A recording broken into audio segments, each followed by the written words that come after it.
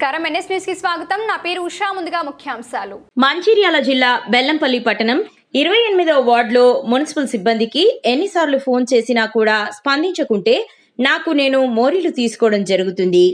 గత నెల నుండి ఫోన్ చేసినా కూడా స్పందించకపోవడంతో మున్సిపల్ కార్మికునిగా చెమాస్ పట్టి మోరీలు తీయడం జరిగింది.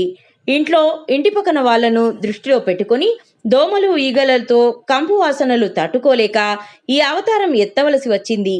ఇప్పటికైనా సంబంధిత కలెక్టర్ స్పందించి ప్రతి వార్డుకి సిబ్బంది కొరత లేకుండా చూడగలరని ఎంసీపీఐయు పార్టీ తరఫున విజ్ఞప్తి చేస్తున్నామన్నారు.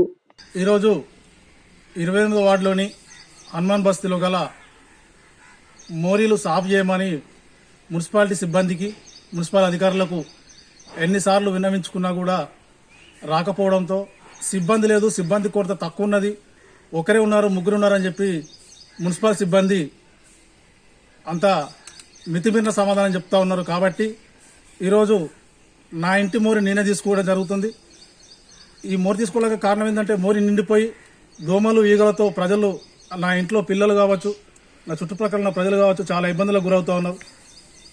మోరి నిండుకపోయి వాసన వస్తూ ఉంటే తీరని పరిస్థితి కూడా, మనంత దౌర్భాగ్య పరిస్థితి మన మున్సిపాలిటీలో ఏర్పడ్డది. అందుకోసం అని చెప్పి ఇప్పుడు నా సొంతగా నేను తీసుకున్నాను. ఇప్పటికైనా జిల్లాధికారులు స్పందించి ప్రతి వార్డులో ప్రతి మోరి దగ్గరికి ప్రతి సిబ్బందిని పంపించి మోరీలు సాఫ్ చేయించాలి.